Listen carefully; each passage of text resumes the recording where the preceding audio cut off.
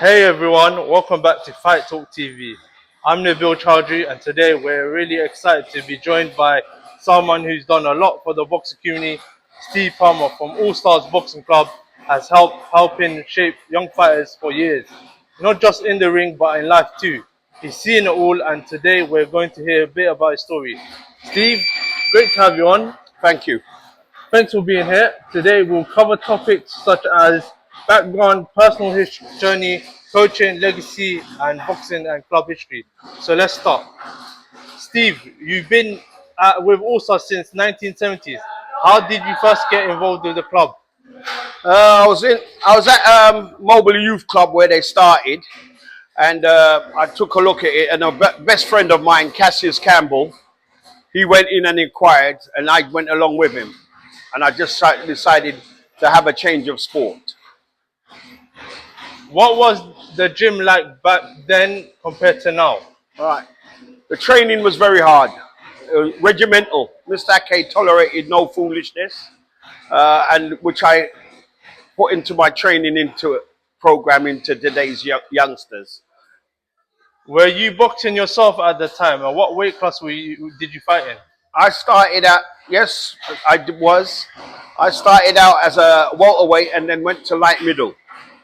I had, At the time you was boxing, how many amateur fights did you have, and what have you won in the amateurs? right, my amateur boxing was cut short, but at the time I'd had 35 fights, 127, one Northwest Division, and lost to the main man at the time, whose name was Rod Douglas, who was former ABA champion, two-time ABA champion. What made you get into coaching? Did you have ambitions to become a professional fighter?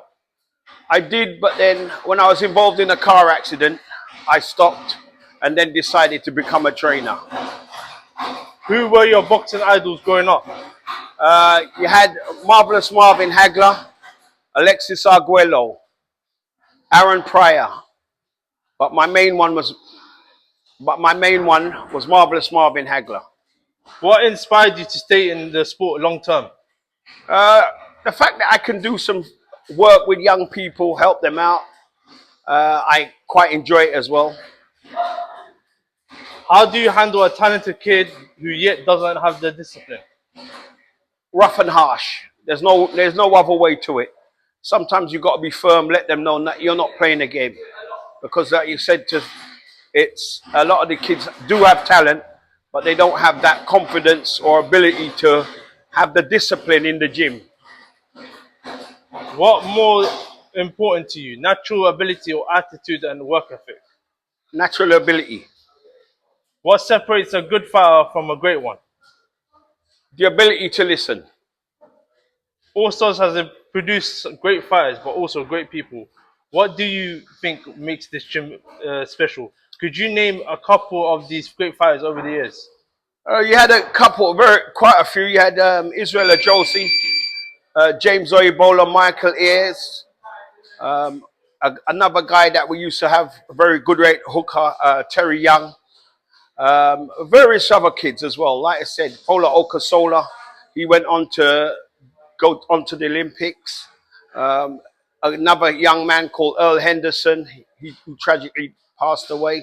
But we've had various young champions.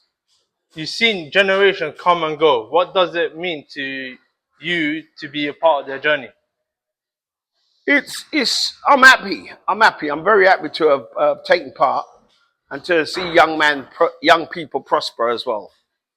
How important is it for boxing gyms like Allstars to remain part of the community in today's world? It's always an importance. It's always an importance. Not everyone wants to box, but the young people that actually come in here try very hard and push themselves. Who's the toughest or most naturally gifted fighter you worked with?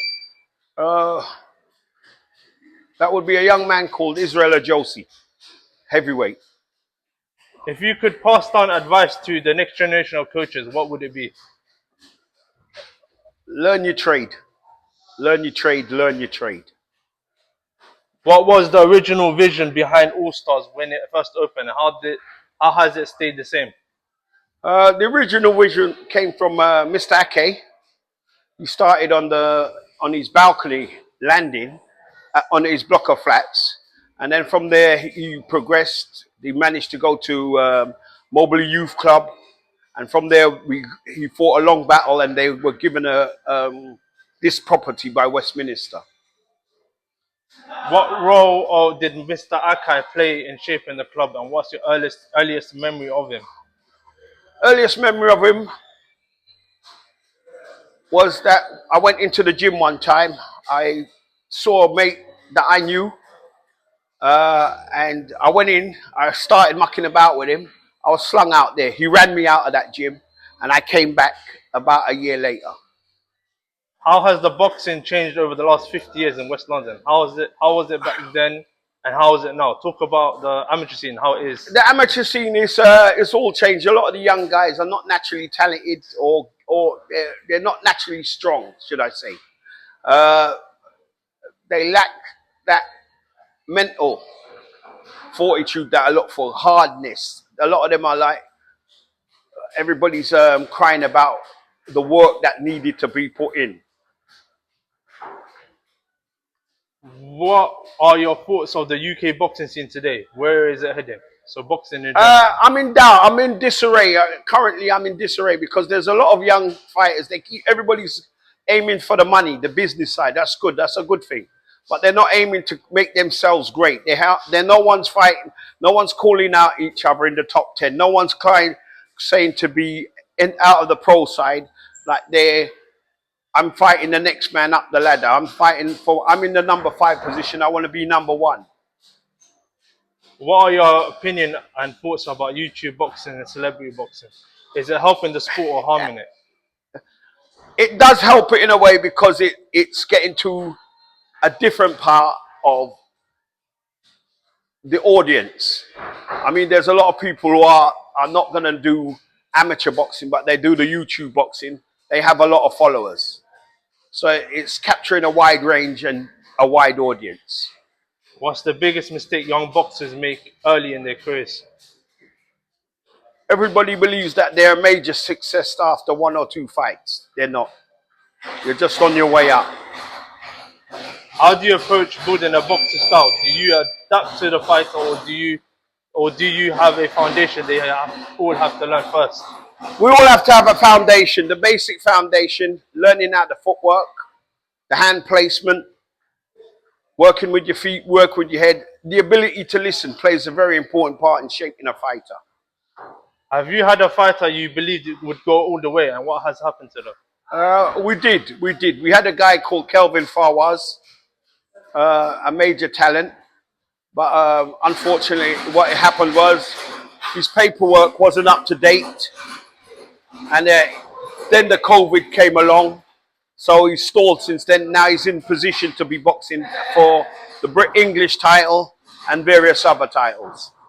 Which fighter are you currently working with that people should watch out for? I'm working with a couple of young fighters. One in particular, the Sean Fearon. Another one, Ayman Altalabi. And another young heavyweight, Omar Safi. What do you look in a fighter mentally, not just physically? I look for the two.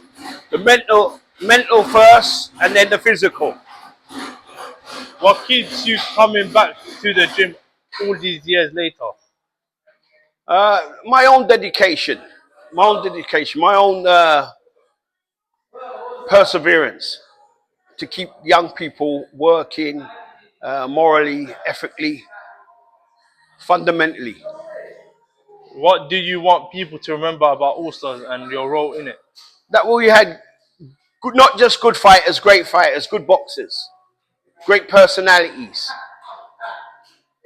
This is the end of the interview. Thanks for being with us and for everything you do for the sport and young people coming through. That's it for us for Fight Talk TV. I'm Nabil Chaudhry, and we'll see you in the next one. Don't forget to like, subscribe, comment for more exclusive interviews. Thank you and goodbye. Thank you.